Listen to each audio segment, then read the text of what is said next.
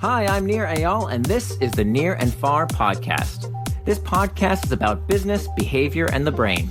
On this show, I do a few things. I read quick articles I've written about topics shaping your behavior.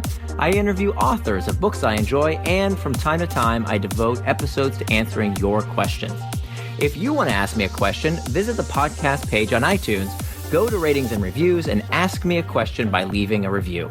I promise to read it and possibly include your question in a future episode, so please, ask me anything.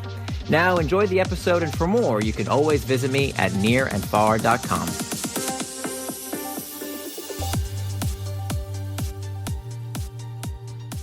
Tech Addiction is the New Reefer Madness by Nir Eyal, narrated by Johnny Heller. By promoting the idea that technology is hijacking our brains and getting all of us addicted to our devices, techno-fearmongers elevate the exception rather than the rule. Josh Hawley, a Republican senator from Missouri, introduced the Social Media Addiction Reduction Technology Act, which, beyond its forced acronym, was remarkable for how aggressively it would regulate the design of certain tech products. Among other provisions, the law would ban autoplay videos on sites such as YouTube. It would require sites such as Twitter to deploy a mechanism that automatically limits the amount of time that a user may spend to 30 minutes a day. It prohibits sites such as Pinterest from automatically revealing content when the user scrolls to the bottom of the page, instead requiring the user to specifically request that additional content be loaded and displayed. The SMART Act would do all this, according to its preamble, to protect unsuspecting people from practices that exploit human psychology or brain physiology to substantially impede freedom of choice. Americans have heard this kind of infantilizing rhetoric before. In 1938, the film Reefer Madness attempted to frighten teenagers into submission. Lured in by drug pushers, high school-age characters smoked weed, lost their sanity, and committed unspeakable crimes. Reefer Madness became a cult classic for reasons that its creators never intended. Its salacious portrayal of zombified youths wreaking havoc did not conform to most people's real-life experience, and viewers saw through the filmmaker's agenda of stoking fear rather than providing insight. The irony is that, just as voters in states across the country are rejecting exaggerated claims about marijuana's harms and legalizing the drug, alarm over allegedly addictive technology is on the rise. In recent years, CBS's 60 Minutes featured Anderson Cooper interviewing Tristan Harris, director of the Center for Humane Technology, who claims technology is leading to human downgrading and is destroying our kids' ability to focus. The Washington Post ran a headline declaring, "Subtle and insidious. Technology is designed to addict us." Even The Atlantic ran a piece that asked, "Have smartphones destroyed a generation?" which naturally went viral on everyone's smartphone. A slew of books with titles such as Irresistible, The Rise of Addictive Technology and the Business of Keeping Us Hooked, The Hacking of the American Mind, The Science Behind the Corporate Takeover of Our Bodies and Brains, and Glow Kids, How Screen Addiction is Hijacking Our Kids and How to Break the Trance, paint a bleak portrait of the human psyche under the trance of internet-connected devices. Moral panics are often based on half-truths.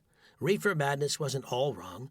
According to the National Institute on Drug Abuse, fully 9% of people who consume marijuana develop a cannabis use disorder, even though the drug is widely understood not to be chemically addictive, at least not in the way nicotine, alcohol, or heroin leads to compulsive dependence. Similarly, personal technologies are potentially addictive to some people, but like cannabis, not to everyone. By promoting the idea that technology is hijacking our brains and getting all of us addicted to our devices, techno-fearmongers promote the exception rather than the rule.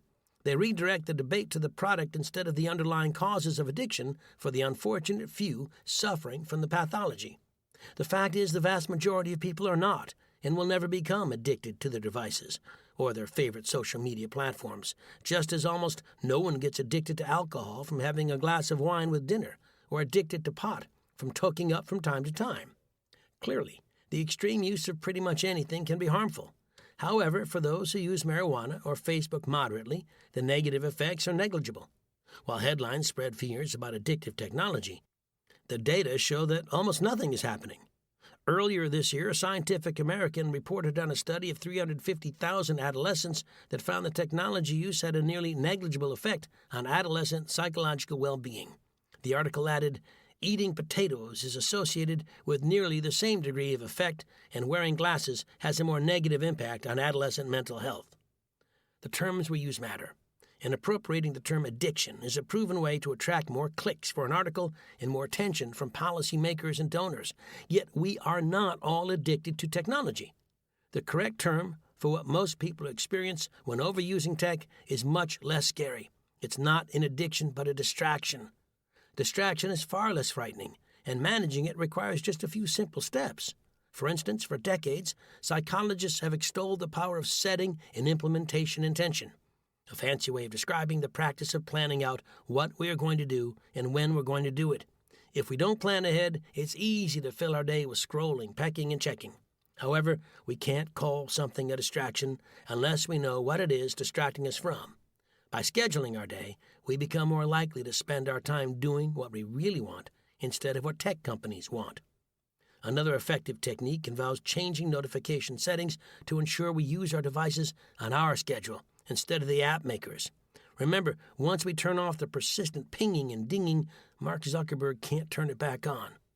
The pathology of genuine addiction is serious, but headlines about digital heroin that turns kids into psychotic junkies only trivialize that pathology. Tech companies should implement policies to identify people who are truly addicted, but the rest of us should be left to do what we wish. Succumbing to a new 21st century moral panic at the very moment Americans are rejecting a 20th century one would be the real madness.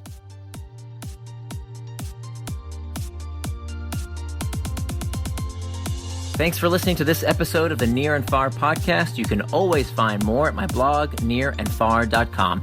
And don't forget, if you have a question you'd like me to explore in a future episode, leave me your question in the form of a review for the podcast on iTunes.